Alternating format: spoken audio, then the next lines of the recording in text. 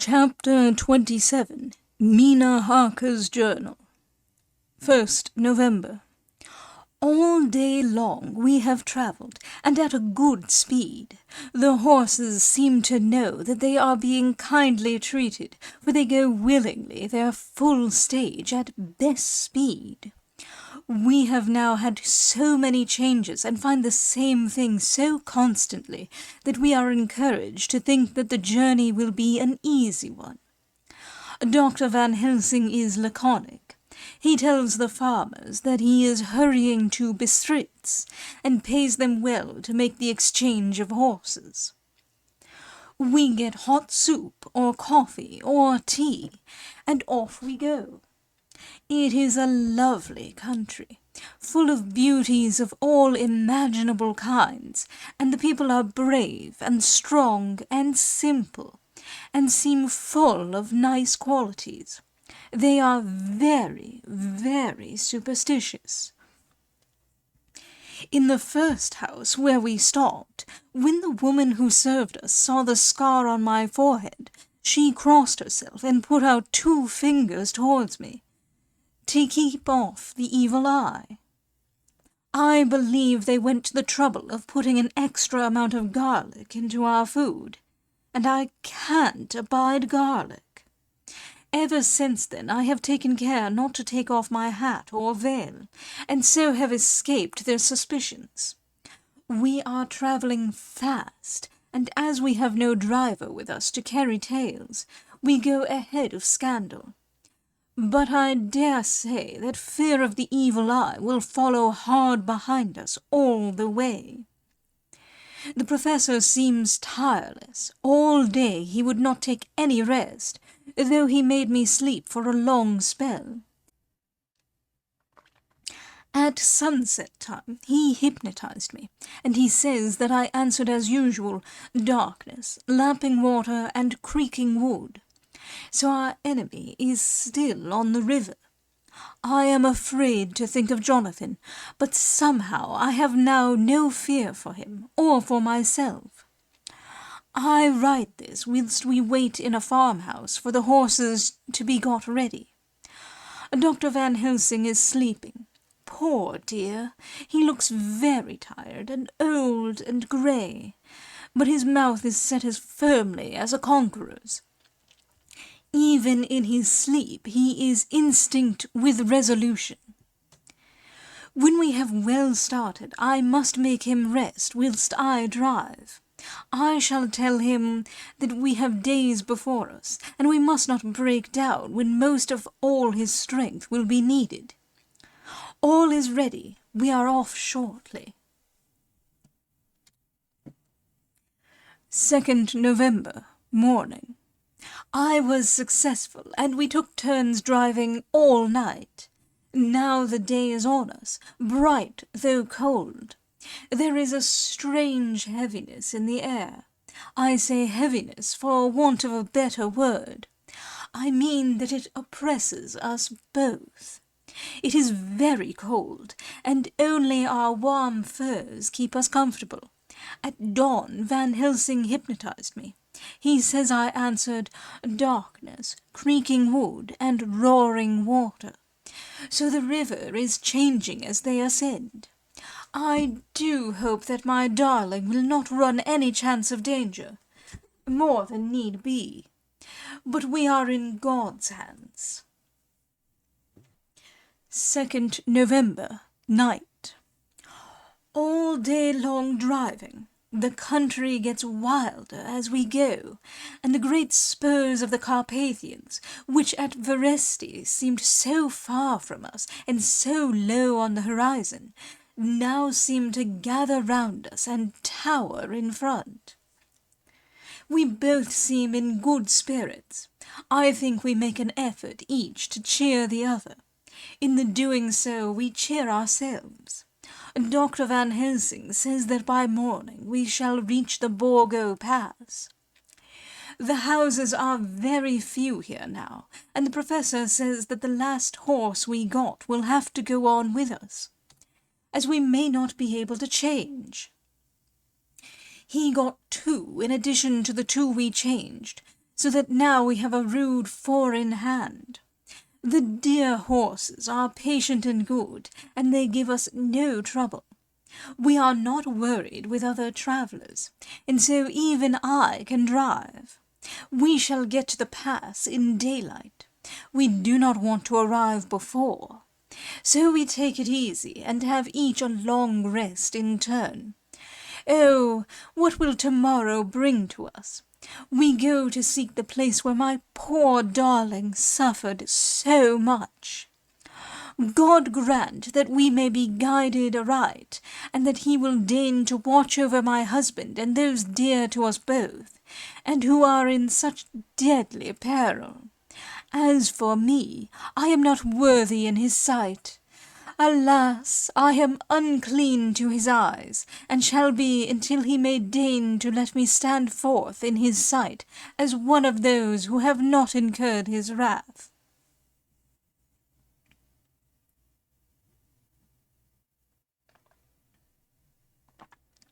Memorandum by Abraham Van Helsing, 4 November. This to my old and true friend John Seward, M.D. of Purfleet, London, in case I may not see him. It may explain. It is morning, and I write by a fire which all the night I have kept alive. Madam Mina aiding me. It is cold, cold, so cold that the grey heavy sky is full of snow, which when it falls will settle for all winter as the ground is hardening to receive it. It seems to have affected Madam Mina. She has been so heavy of head all day that she was not like herself. She sleeps and sleeps and sleeps. She who is usual so alert have done literally nothing all the day. She even have lost her appetite. She make no entry into her little diary. She who write so faithful at every pause. Something whisper to me that all is not well. However, tonight she is more vif. Her long sleep all day have refresh and restore her, for now she is all sweet and bright as ever. At sunset I try to hypnotize her, but alas, with no effect. The power has grown less and less with each day, and tonight it failed me altogether. Well, God's will be done, whatever it may be, and whithersoever it may lead. Now to the historical, for as Madam Mina write not in her stenography, I must, in my cumbrous old fashion, that so each day of us may not go unrecorded. We got to the Borgo Pass just after sunrise yesterday morning. When I saw the signs of the dawn, I got ready for the hypnotism. We stopped our carriage and got down so that there might be no disturbance. I made a couch with furs, and Madam Mina, lying down, yield herself as usual, but more slow and more short time than ever, to the hypnotic sleep. As before came the answer, darkness and the swirling of water. Then she woke, bright and radiant, and we go on our way, and soon reach the pass. At this time and place she become all on fire with zeal. Some new guiding power be in her manifested, for she point to a road and say, "This is the way." "How you know it?" I ask. "Of course I know it," she answer, and with a pause add, "Have not my Jonathan travelled it and wrote of his travel?" At first I think somewhat strange, but soon I see that there be only one such by-road. It is used but little, and very different from the coach road from the Bukovina to Bistritz, which is more wide and hard, and more of use. So we came down this road. When we meet other ways, not always were we sure that they were roads at all, for they be neglect, and light snow have fallen. The horses know, and they only. I give rein to them, and they go on so patient. By and by, we find all the things which Jonathan have note in that wonderful diary of him. Then we go on for long, long hours and hours. At the first, I tell Madam Mina to sleep. She try, and she succeed. She sleep all the time, till at the last I feel myself too suspicious grow, and attempt to wake her. But she sleep on, and I may not wake her though I try. I do not wish to try too hard, lest I harm her, for I know that she have suffer much, and sleep at times be all in all to her. I think I drowse myself, for all of sudden I feel guilt, as though I have done something. I find myself bolt up, with the reins in my hand, and the good horses go along jog, just as ever. I look down and find Madam Mina still asleep. It is now not far off sunset time, and over the snow the light of the sun flow in big yellow flood, so that we throw great long shadow on where the mountain rise so steep. For we are going up, and all is so wild and rocky, as though it were the end of the world. Then I arouse Madam Mina. This time she wake with not much trouble, and then I try to put her to hypnotic sleep. But she sleep not, being as though I were not. Still I try and try, till all at once I find her and myself in dark. So I look round and find that the sun have gone down. Madam Mina laugh, and I turn and look at her. She is now quite awake, and looks so well as I never saw her since that night at Carfax, when we first entered the Count's house. I am amazed, and not at ease then, but she is so bright and tender and thoughtful for me that I forget all fear. I light a fire, for we have brought a supply of wood with us, and she prepare food while I undo the horses and set them, tethered in shelter, to feed. Then when I return to the fire she have my supper ready. I go to help her, but she smile, and tell me that she have eat already. That she was so hungry that she would not wait. I like it not, and I have grave doubts, but I fear to affright her, and so I am silent of it. She help me, and I eat alone, and then we wrap in fur and lie beside the fire, and I tell her to sleep while I watch. But presently I forget all of watching, and when I sudden remember that I watch, I find her lying quiet, but awake, and looking at me with so bright eyes. Once, twice more the same occur, and I get much sleep till before morning. When I wake, I try to hypnotize her, but alas, though she shut her eyes obedient, she may not sleep.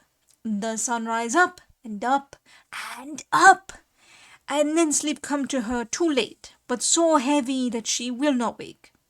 I have to lift her up, and place her sleeping in the carriage, when I have harnessed the horses and made all ready. Madam still sleep, and she look in her sleep more healthy and more redder than before, and I like it not, and I am afraid. I am afraid of all things, even to think, but I must go on my way. The stake we play for is life and death, or more than these, and we must not flinch.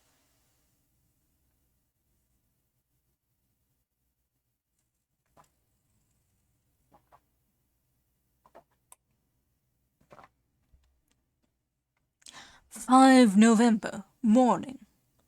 Let me be accurate in everything, for though you and I have seen some strange things together, you may at the first think that I, Van Helsing, am mad. That the many horrors and the so long strain on nerves has at the last turned my brain. All yesterday we travelled, ever getting closer to the mountains, and moving into a more and more wild and desert land.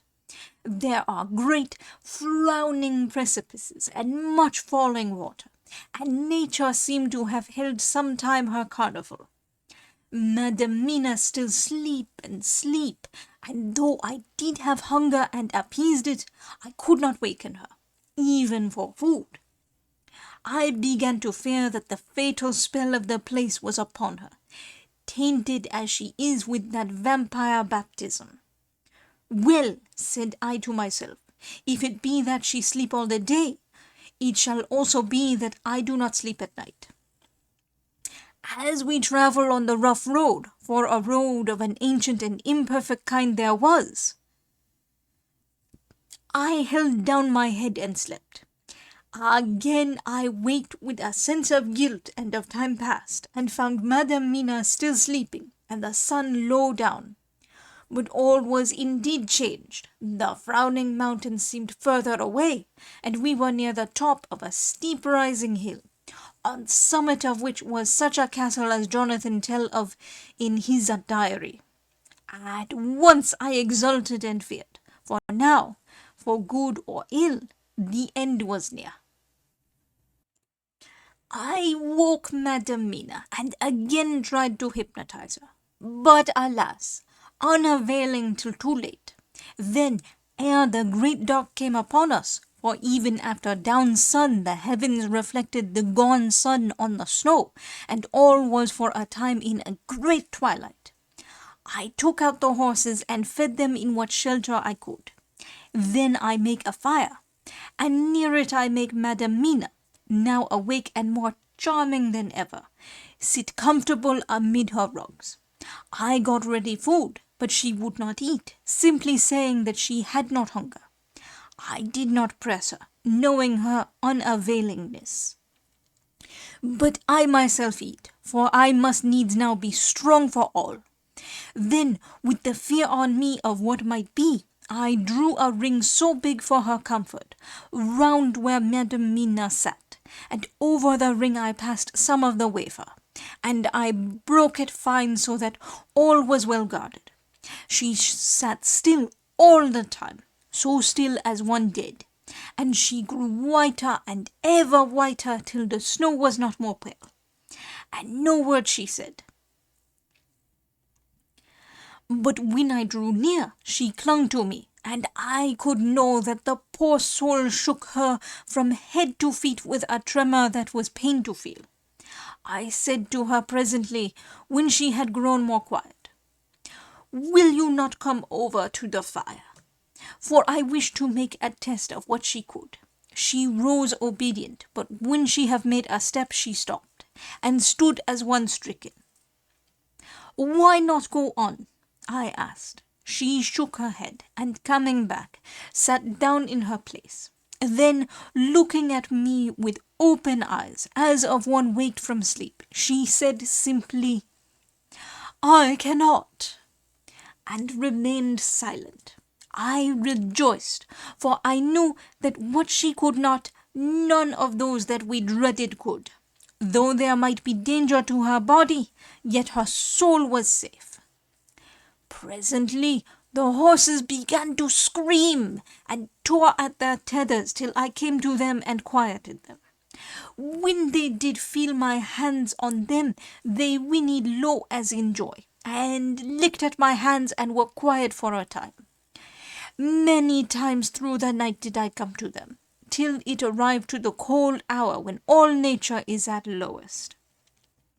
And every time my coming was with quiet of them. In the cold hour the fire began to die, and I was about stepping forth to replenish it, for now the snow came in flying sweeps, and with it a chill mist. Even in the dark there was a light of some kind, as there ever is over snow, and it seemed as though the snow flurries and the wreaths of mist took shape as of women with trailing garments. All was in dead, grim silence, only that the horses whinnied and cowered, as if in terror of the worst. I began to fear, horrible fears.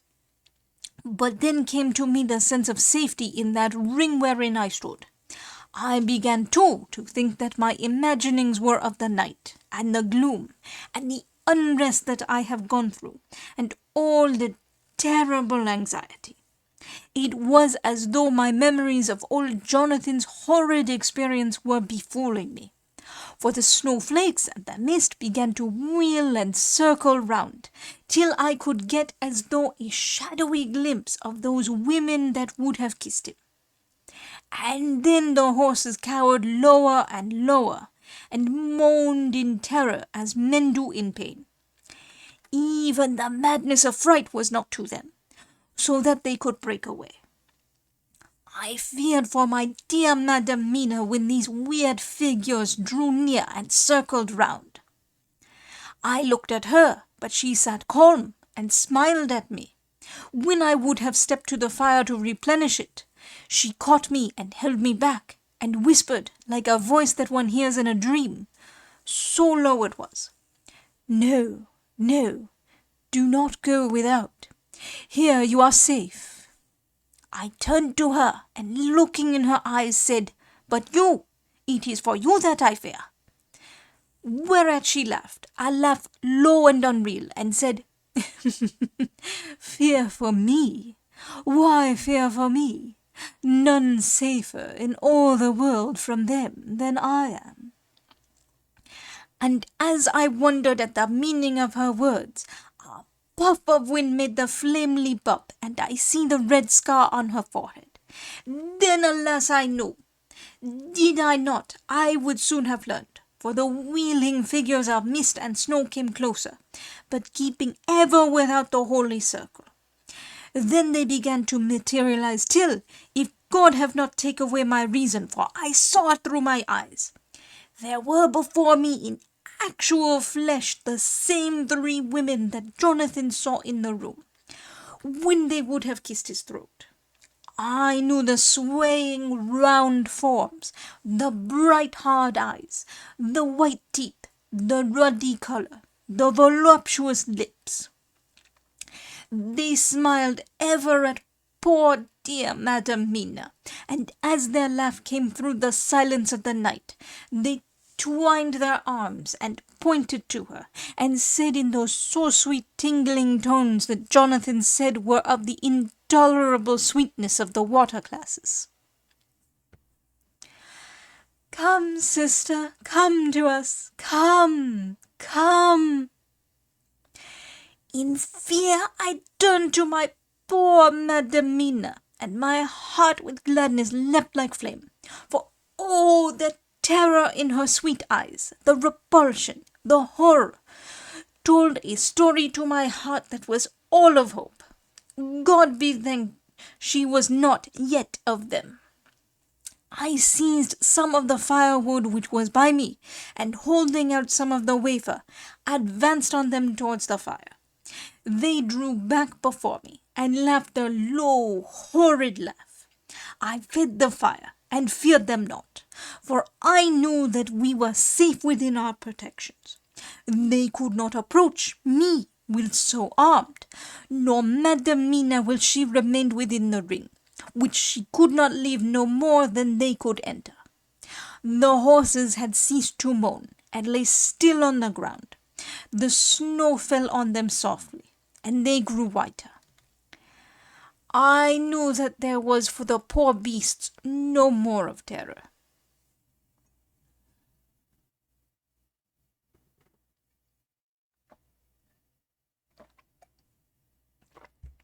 And so we remained till the red of the dawn to fall through the snow gloom. I was desolate and afraid, and full of woe and terror. But when that beautiful sun began to climb the horizon, life was to me again.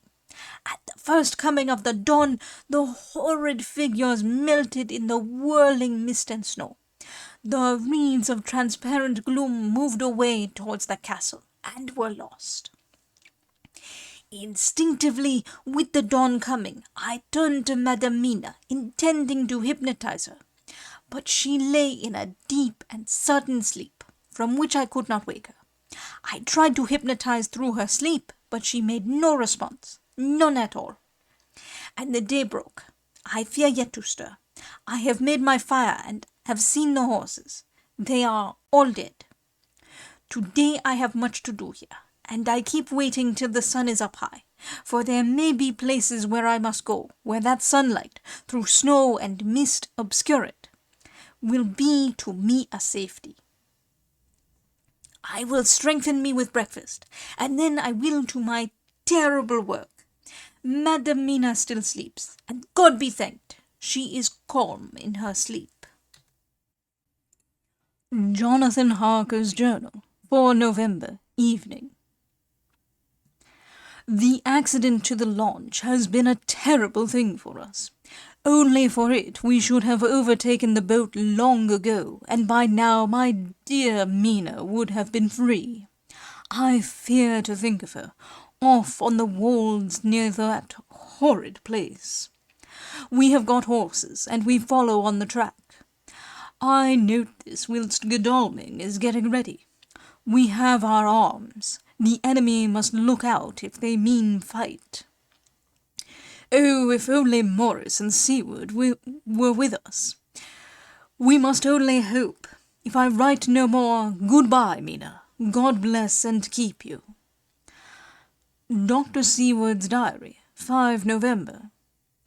With the dawn we saw the body of men before us dashing away from the river with their lighter wagon.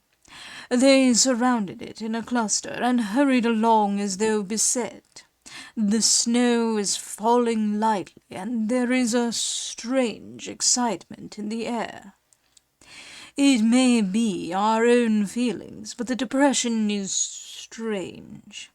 Far off I hear the howling of wolves. The snow brings them down from the mountains, and there are dangers to all of us, and from all sides. The horses are nearly ready, and we are soon off. We ride to death of someone. God alone knows who, or where, or what, or when, or how it may be. Dr. Van Helsing's Memorandum, 5 November, afternoon. I am at least sane. Thank God for that mercy at all events, though the proving it has been dreadful. When I left Madam Mina sleeping within the holy circle, I took my way to the castle. The blacksmith hammer which I took in the carriage from Veresti was useful. Though the doors were all open, I broke them off the rusty hinges, lest some ill intent or ill chance should close them, so that being entered I might not get out. Jonathan's bitter experience served me here. By memory of his diary I found my way to the old chapel, for I knew that here my work lay. The air was oppressive. It seemed as if there was some sulphurous fume, which at times made me dizzy. Either there was a roaring in my ears, or I heard afar off the howl of wolves. Then I bethought me of my dear Madam Mina, and I was in terrible plight. The dilemma had me between his horns. Her I had not dared to take into this place, but left safe from the vampire in that holy circle. And yet even there would be the wolf. I resolved me that my work lay here, and that as to the wolves we must submit, if it were God's will.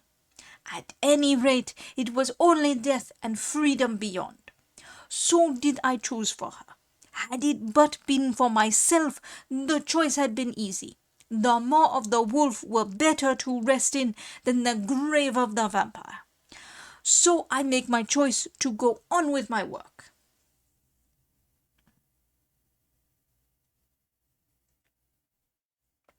I knew that there were at least 3 graves to find, graves that are inhabited. So I search, and I find one of them. She lay in her vampire sleep, so full of life and voluptuous beauty that I shudder as though I have come to do murder. I doubt not that in old time, when such things were, many a man who set forth to do such a task as mine found at the last his heart fail him, and then his nerve. So he delay, and delay, till the mere beauty and the fascination of the wanton undead have hypnotized him. And he remain on till sunset come, and the vampire sleep be over. Then the beautiful eyes of the fair woman open and look love, and the voluptuous mouth present to a kiss, and man is weak. And there remain one more victim in the vampire fold, one more to swell the grim and grisly ranks of the undead. There is some fascination, surely, when I am moved by the mere presence of such a one, even lying as she lay in a tomb, fretted with age and heavy with the dust of centuries. Though there be that horrid odour such as the lairs of the Count have had. Yes, I was moved, I, Van Helsing, with all my purpose and with my motive for hate.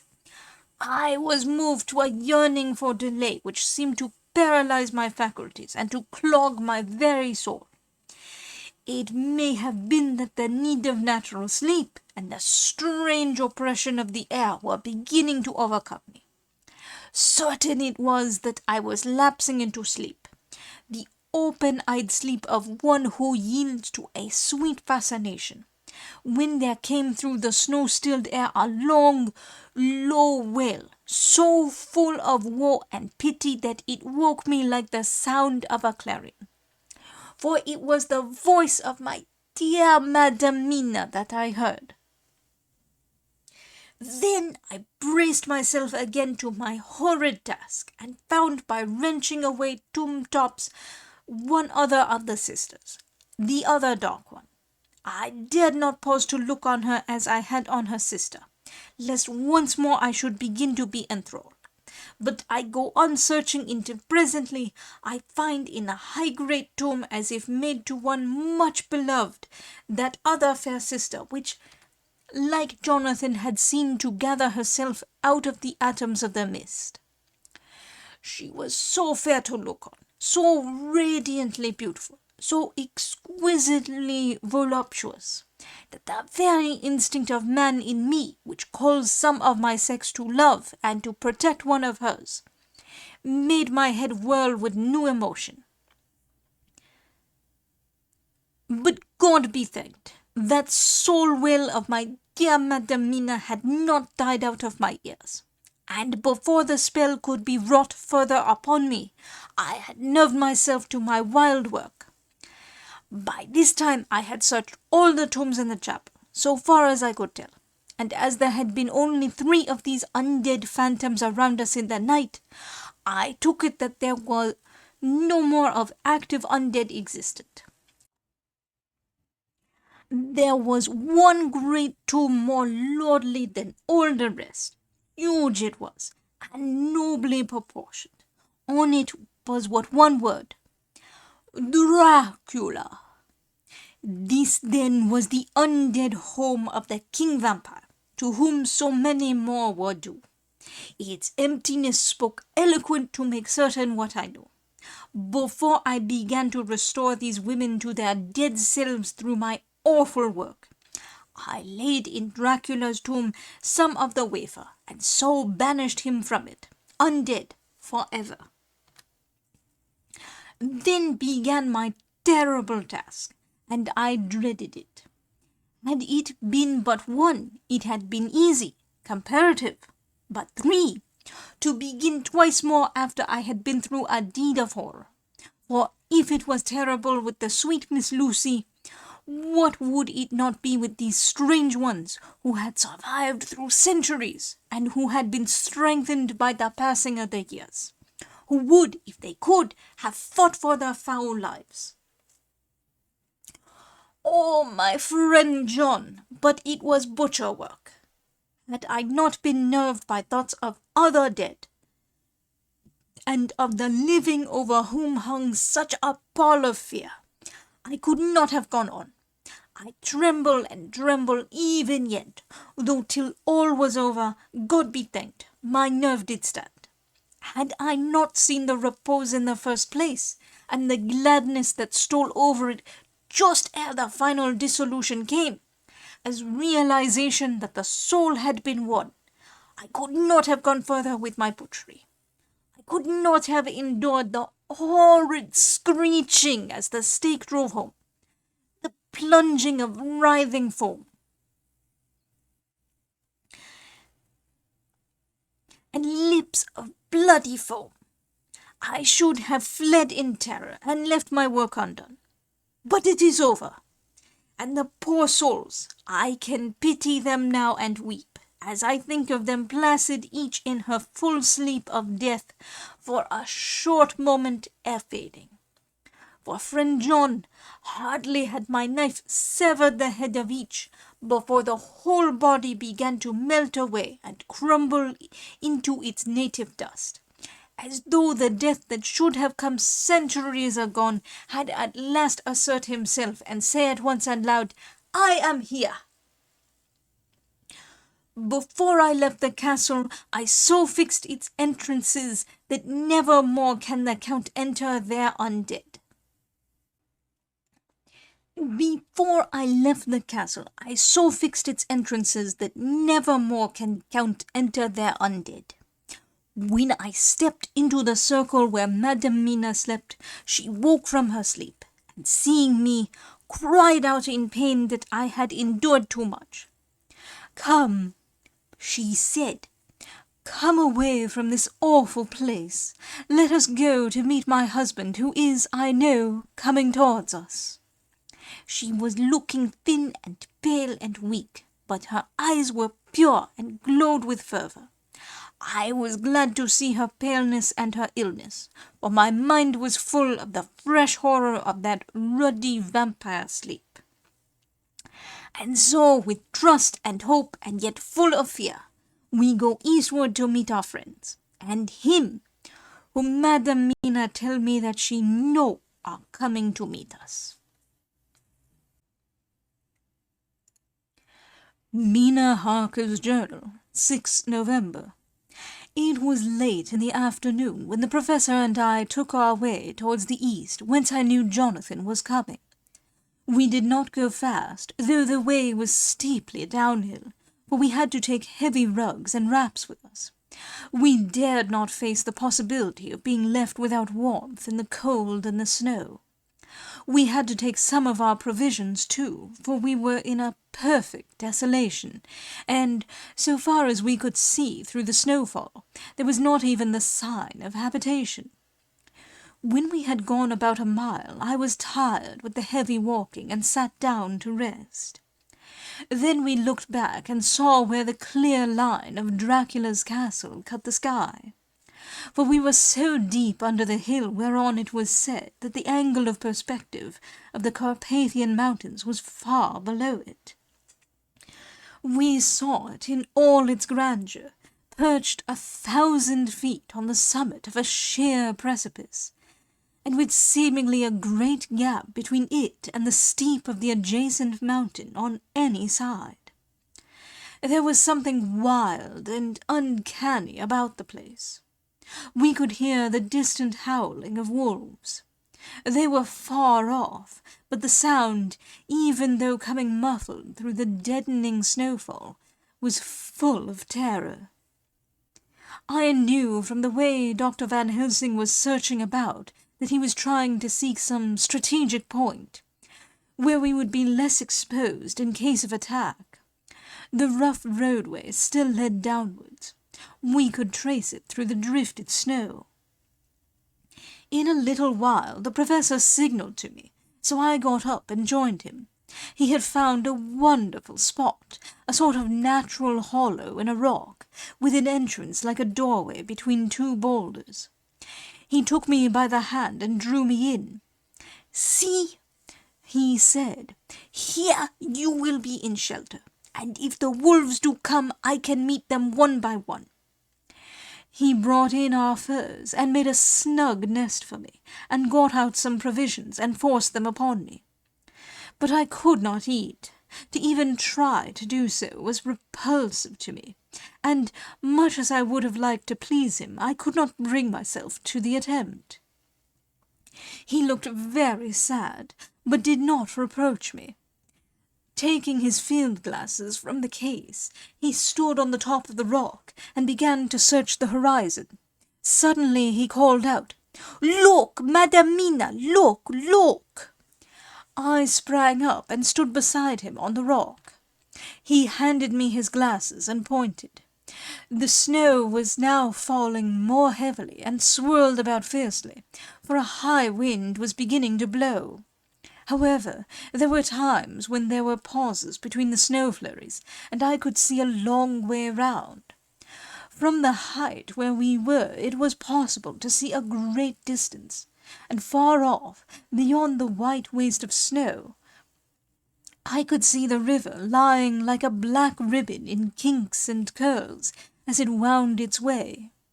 Straight in front of us and not far off, in fact so near that I wondered we had not noticed before, came a group of mounted men hurrying along. In the midst of them was a cart, a long lighter wagon, which swept from side to side, like a dog's tail wagging, with each stern inequality of the road. Outlined against the snow as they were, I could see from the men's clothes that they were peasants of some kind.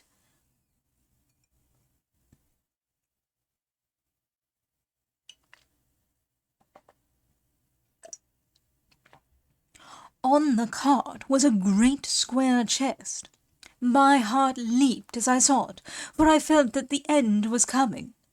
The evening was now drawing close, and well I knew that at sunset the thing, which was till then imprisoned there, would take new freedom and could in any of many forms elude all pursuit. In fear I turned to the professor. To my consternation, however, he was not there. An instant later I saw him below me. Round the rock he had drawn a circle, such as we had found shelter in last night. When he had completed it, he stood beside me again, saying, "At least you shall be safe here from him." He took the glasses from me, and at the next lull of the snow swept the whole space below us. "See," he said, "they come quickly. They are flogging the horses, and galloping as hard as they can." He paused and went on in a hollow voice, "They are racing for the sunset. We may be too late. God's will be done." Down came another blinding rush of driving snow, and the whole landscape was blotted out. It soon passed, however, and once more his glasses were fixed on the plain. Then came a sudden cry. "Look, look, look! See, 2 horsemen follow fast, coming up from the south. It must be Quincy and John. Take the glass. Look before the snow blots it all out." I took it and looked. The 2 men might be Dr. Seward and Mr. Morris.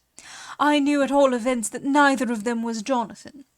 At the same time I knew that Jonathan was not far off. Looking around, I saw on the north side of the coming party 2 other men, riding at breakneck speed.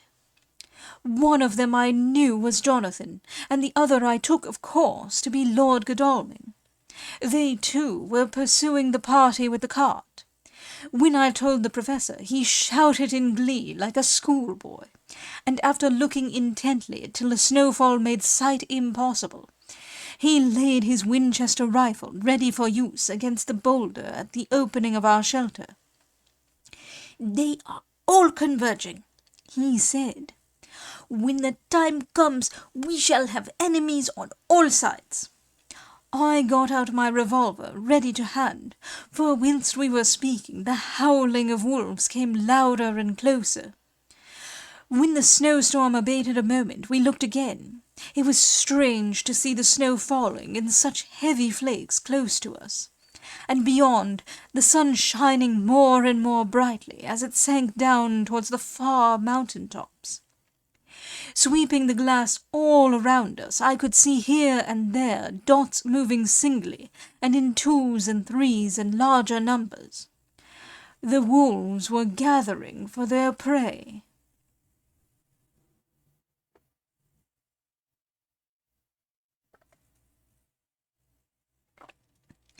Every instant seemed an age whilst we waited. The wind came now in fierce bursts, and the snow was driven with fury as it swept upon us in circling eddies.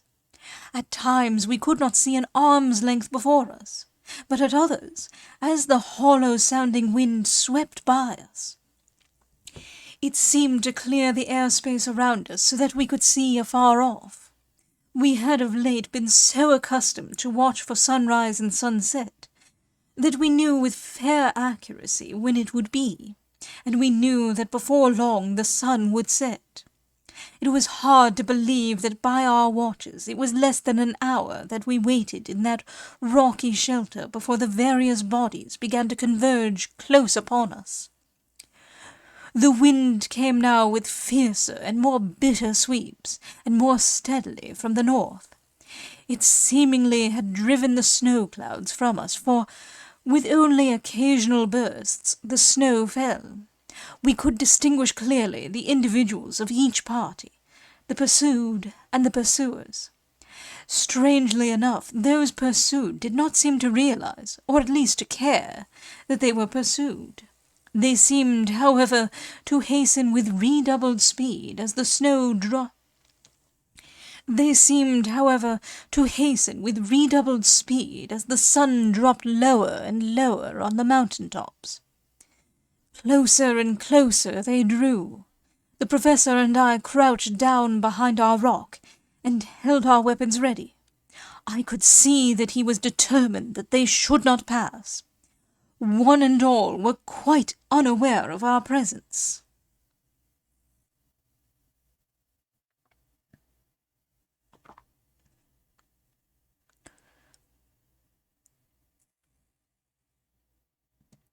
All at once, two voices shouted out to "Halt!" One was my Jonathan's, raised in a high key of passion. The other Mr. Morris's strong, resolute tone of quiet command. They may not have known the language, but there was no mistaking the tone, in whatever tongue the words were spoken. Instinctively they reined in, and at the instant Lord Godalming and Jonathan dashed up at one side, and Dr. Seward and Mr. Morris on the other. The leader, a splendid-looking fellow who sat his horse like a centaur, waved them back, and in a fierce voice gave to his companions some word to proceed. They lashed the horses, which sprang forward, but the four men raised their Winchester rifles, and in an unmistakable way commanded them to stop. At the same moment Dr. Van Helsing and I rose behind the rock and pointed our weapons at them. Seeing that they were surrounded, the men tightened their reins and drew up. The leader turned to them and gave a word, at which every man of the party drew what weapon he carried, knife or pistol, and held himself in readiness to attack. Issue was joined in an instant. The leader, with a quick movement of his rein, threw his horse out in front, and pointing first to the sun, now close down on the hilltops, and then to the castle, said something which I did not understand. For answer, all four men of our party threw themselves from their horses and dashed towards the cart. I should have felt terrible fear at seeing Jonathan in such danger, but that the ardour of battle must have been upon me as well as the rest of them. I felt no fear, but only a wild, surging desire to do something. Seeing the quick movement of our parties, the leader gave a command. His men instantly formed round the cart in a sort of undisciplined endeavour, each one shouldering and pushing the other in his eagerness to carry out the order.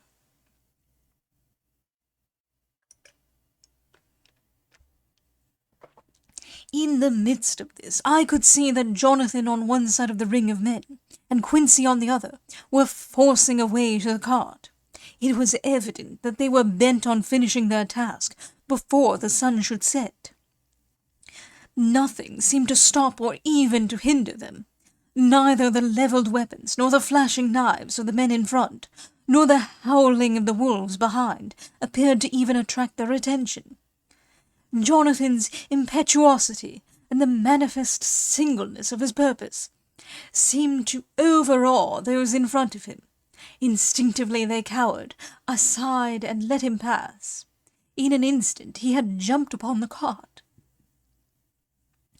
and with a strength which seemed incredible, raised the great box and flung it over the wheel to the ground. In the meantime, Mr. Morris had had to use force to pass through his side of the ring of men. All the time I had been breathlessly watching Jonathan. I had, with the tail of my eye, seen him pressing desperately forward, and had seen the knives of the men flash as he won a way through them, and they cut at him. He had parried with his great bowie knife, and at first I thought that he too had come through in safety. But as he sprang beside Jonathan, who had by now jumped from the cart, I could see that with his left hand he was clutching at his side, and that the blood was spurting through his fingers. He did not delay, notwithstanding this, for as Jonathan, with desperate energy, attacked one end of the chest, attempting to prise off the lid with his great kukri knife, he attacked the other frantically with his bowie. Under the efforts of both men, the lid began to yield. The nails drew with a quick screeching sound, and the top of the box was thrown back. By this time the others, seeing themselves covered by the Winchesters, and at the mercy of Lord Godalming and Dr. Seward, had given in and made no resistance. The sun was almost down on the mountain-tops, and the shadows of the whole group fell long upon the snow. I saw the Count lying within the box upon the earth, some of which the rude falling from the cart had scattered over him. He was deathly pale, just like a waxen image, and the red eyes glared with the horrible, vindictive look which I knew too well. As I looked, the eyes saw the sinking sun, and the look of hate in them turned to triumph. But on the instant came the sweep and flash of Jonathan's great knife. I shrieked as I saw it shear through the throat, whilst at the same moment Mr. Morris's bowie knife plunged into the heart. It was like a miracle, but before our very eyes, and almost in the drawing of a breath, the whole body crumbled into dust and passed from our sight. I shall be glad, as long as I live, that even in that moment of final dissolution, there was in the face a look of peace, such as I never could have imagined might have rested there. The castle of Dracula now stood out against the red sky, and every stone of its broken battlements was articulated against the light of the setting sun.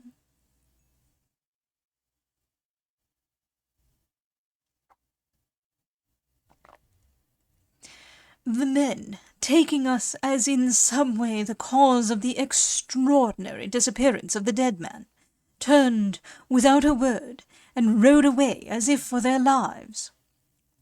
Those who were unmounted jumped upon the lighter wagon and shouted to the horsemen not to desert them. The wolves, which had withdrawn to a safe distance, followed in their wake, leaving us alone. Mr. Morris, who had sunk to the ground, leaned on his elbow, holding his hand pressed to his side. The blood still gushed through his fingers. I flew to him, for the holy circle did not now keep me back. So did the two doctors. Jonathan knelt behind him, and the wounded man laid back his head on his shoulder. With a sigh he took, with a feeble effort, my hand in that of his own, which was unstained. He must have seen the anguish of my heart in my face, for he smiled at me and said, "I am only too happy to have been of any service. Oh God!" he cried suddenly, struggling up to a sitting posture, and pointing to me. "It was worth for this to die. Look! Look!" The sun was now right down upon the mountain top, and the red gleams fell upon my face, so that it was bathed in rosy light. With one impulse the men sank on their knees, and a deep and earnest Amen broke from all as their eyes followed the pointing of his finger. The dying man spoke. "Now God be thanked that all has not been in vain. See, the snow is not more stainless than her forehead. The curse has passed away."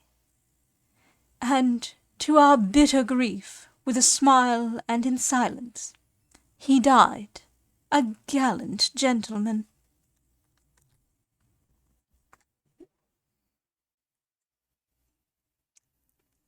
Note: 7 years ago we all went through the flames, and the happiness of some of us since then is, we think, well worth the pain we endured. It is an added joy to Mina and to me that our boy's birthday is the same day as that on which Quincy Morris died. His mother holds, I know, the secret belief that some of our brave friend's spirit has passed into him. His bundle of names links all our little band of men together, but we call him Quincy. In the summer of this year we made a journey to Transylvania, and went over the old ground which was and is to us so full of vivid and terrible memories. It was almost impossible to believe that the things which we had seen with our own eyes and heard with our own ears were living truths. Every trace of all that had been was blotted out. The castle stood as before, reared high above a waste of desolation.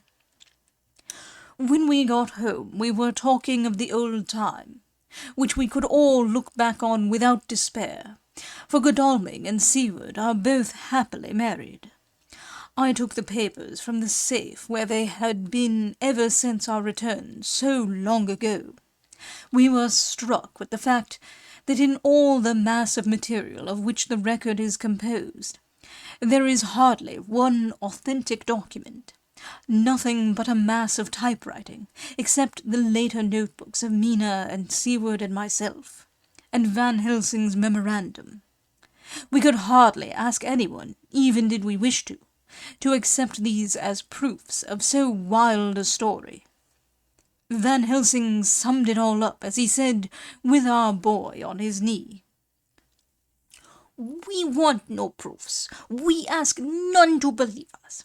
This boy will some day know what a brave and gallant woman his mother is. Already he knows her sweetness and loving care. Later on he will understand how some men so loved her that they did dare much for her sake." Jonathan Harker. The End. FINIS, that is the end of Dracula by Bram Stoker.